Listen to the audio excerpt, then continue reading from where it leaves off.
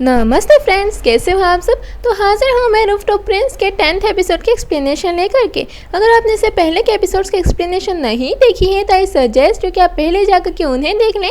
Description box में मैं इसकी प्लेलिस्ट का लिंक डाल दूँगी। और अगर आपने आज शाम के 5 बजे से पहले इस पर 20 लाइक्स कर दिए तो आई प्रॉमिस यू कि 20 लाइक्स होते ही इसका नेक्स्ट एपिसोड आपके सामने होगा।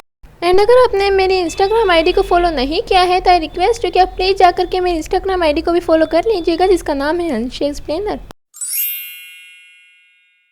10th एपिसोड की शुरुआत में हम देखते हैं कि बका बहुत बुरी तरह से टूट चुकी थी और वो इधर से उधर घूम रही थी।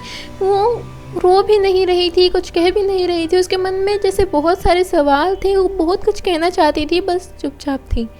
और वहीं दूसरी ओर हम देखते हैं कि सेना तेयों को बोलती है कि चलो ना हम कहीं घूम कर आते हैं, मुझे एक्चुअली उस बिल्डिंग की टॉप पर जाना था। और फिर वो वहाँ पर चले जाते हैं।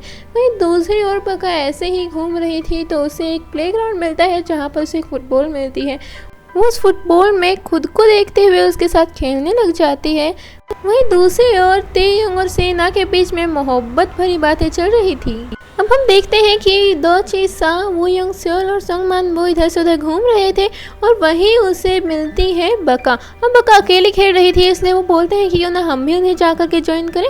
और फिर वो उनके साथ खेलने लग जाते हैं। अब वो खेलते हुए वू यंग सेओल जब पहली बार खेलने लगता है तो उसे फर्स्ट बार में ही गोल लग जाता है, जिस बात वो बहुत खुश होता है और वो अपनी खुशी कुछ इस तरह से फेस बना करके जाहिर करता है। अब जब वो चारों खेल रहे थे तो वो यंग सेओल बार बार बका को प्रोटेक्ट कर रहा था और कोशिश कर रहा था ज़्यादा से ज़्यादा गोल बका ही ले, जिस बात से वो तीनों बहुत अपसेट होते हैं।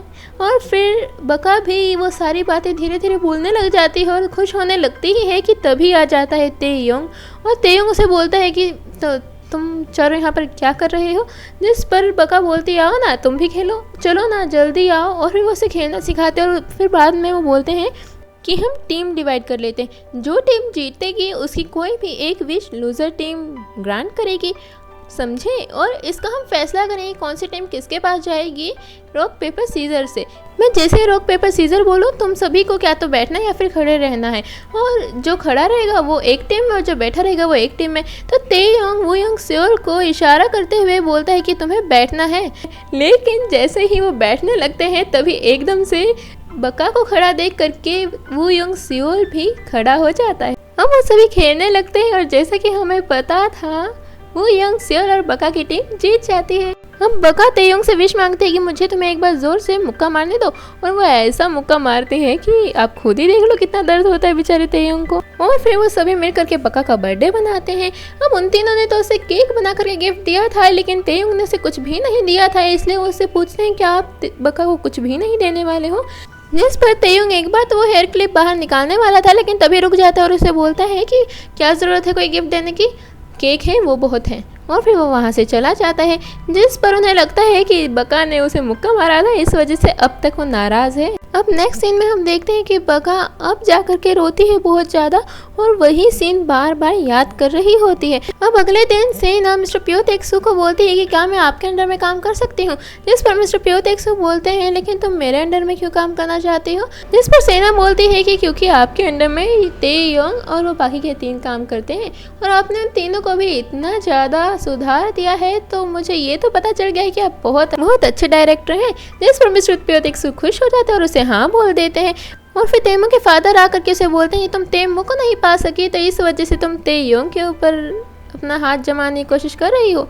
अच्छा है, लेकिन तुम्हें मेरे ख्याल से ये भी पता है कि प्यो तेक्सू को मैं कितना ज़्यादा नापसंद करता हूँ। मैं जिस इंसान से सबसे ज़्यादा नफरत करता हूँ तो उसी इंसान के पास क्यों जा रही हो, ये भी मैं अच्छे से समझ रहा हूँ, तो अपने लिमिट्स में रहना। अब अगले सीन में हम देखते हैं बका भी वॉशरूम में होते और सेना भी वहाँ पर आ जाती है। सेना और बका के बीच में थोड़ी सी आर्ग्यूमेंट चलती है और फिर उसके बाद सेना बका को बोलती है कि मैं तुमसे तुम्हारा सब कुछ चुरा लूँगी, सब कुछ, चाहे वो कुछ भी हो, कोई भी हो, समझी तुम।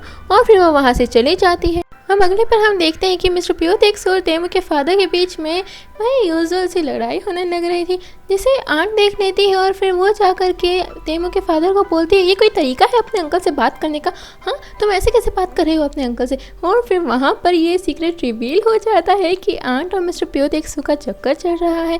और जिस बात पर मिस्टर प्यो तेक्सू बोलते हैं कि किसने कहा मैं इसका अंकल हूँ, मैं इसका अंकल सपने में भी ना बनूँ, मैं इसका अंकल मर के भी ना बनाऊँ, यार पागल हो क्या। फिर वो वहाँ से चला जाता है और बेचारी आंट को बहुत ज़्यादा बुरा लगता है।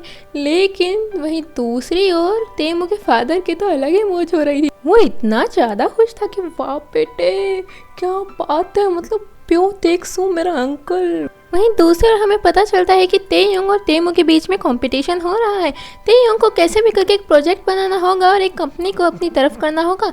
अगर कंपनी तेमू की साइड गई तो सारा का सारा बिल्डअप तेमू के पास चला जाएगा, और अगर तेयोंग के पास गई तो सारा का सारा बिल्डअप तेयोंग के पास चला जाएगा। और फिर इसी बात की वजह से वो बहुत ज़्यादा टेंशन में होते हैं और वो सोचते हैं कि अब तो हमें कुछ ना कुछ करना ही होगा। अब वो सभी मिलकर के काम कर रहे होते हैं, तभी तेयोंग को बका की याद आती है और वो सोचता है कि मैं उसे बुलाऊं क्या उसी सायरन से। और फिर वहीं दूसरी ओर बका के पास से एक सायरन बजता है, लेकिन वो सायरन वो नहीं होता है जो वो सोच रही थी, वो होता है उसके कोल का। और वहाँ उसे पता चलता है कि दाची सा सोंगमान वो वूयोंग सेओल की फर्स्ट सैलरी मिलने वाली है, जिस वजह से वो बहुत ज़्यादा खुश थे और बका को पार्टी देना चाहते थे। और उन्होंने उसको बुलाया था कि शाम को हम मिल करके पार्टी करेंगे तो तुम ज़रूर आना। अब उन तीनों को जब उनकी फर्स्ट सैलरी मिलती है तो टिप के तौर पर मिस्टर प्यो तेक्सू को 100 रुपये का नोट पकड़ा देते हैं। और फिर जब गलती से वूयोंग सेओल उन्हें 100 के नोट के साथ 2000 का नोट भी पकड़ा देता है तो वो वापस एकदम से निकालता है, सॉरी ये गलती से चला गया। अब जिसे देख करके मिस्टर प्यो तेक्सू को और भी ज़्यादा गुस्सा आता है कि मतलब मैं ही तुम लोगों को पैसे दे रहा हूँ और तुम, हद हो गई यार। और फिर वो बोलते हैं कि अगर ये भी कम है ना तो मैं आपको और दे देता हूँ। और वो बोलता है कि अच्छा तो अब तो मुझे पैसे दे रहे हो तो मुझे क्या करना है, नाचना है मुझे, मैं नाचूँ। और फिर वो थोड़े से डांस स्टेप्स करता है जिस पर वो उसे और पैसे देने लगते हैं। और फिर वो बोलता है अरे वाह फिर से नाचूँ, और फिर वो उसे और पैसे देते हैं। और फिर अब मतलब मिस्टर प्यो तेक्सू बहुत ज़्यादा इरिटेट हो गए थे और वो उन्हें ज़ोर से चिल्ला करके वहाँ से भगा देते हैं, उनके सारे पैसे वापस दे देते हैं। लेकिन फिर भी 2 नोट उनके पास रह जाते हैं, जिस पर वो सभी बोलते हैं अगर भगाना ही था पैसे दे करके तो वो 2 नोट भी क्यों रखे अपने पास। अब हम देखते हैं कि तेयोंग और तेमू के बीच में मैच चल रहा था और उसका फैसला करना था सेना को। अब खुद ही समझ जाओ, एक एक्स और एक बॉयफ्रेंड, यानी कि एक अभी का एक पहले का, और दोनों पे ही उसका दिल आया हुआ, वो किसको चूज़ करे। वो मन ही मन में सोच रही थी यार ये अलग मुसीबत हो गई, मतलब अब मैं पास्ट को चुनूँ या प्रेजेंट को चुनूँ, क्योंकि फ्यूचर तो मेरा इन दोनों में से किसी के साथ भी हो सकता है। नेक्स्ट सीन में हम देखते हैं कि वो तीनों मिल करके बका को एक प्रेजेंट देते हैं, वो डिनर करते हैं, बहुत सारी फ़ोटोज़ लेते हैं, बहुत मस्ती करते हैं, अपना टाइम टोटली एंजॉय करते हैं। और बका को यहाँ पर पता चलता है कि तेयोंग सेना से प्यार करता है और वो उससे शादी करने वाला है। अब ये पता लगने के बाद आपको बका के दिल की हालत तो पता ही होगी। अब शाम को सेना तेयोंग को ड्रॉप करने आई थी और उन दोनों को देख करके बका को बहुत बुरा लगता है। और जब सेना बका को देखती है तो वो और भी ज़्यादा तेयोंग के क्लोज आने की कोशिश करती है।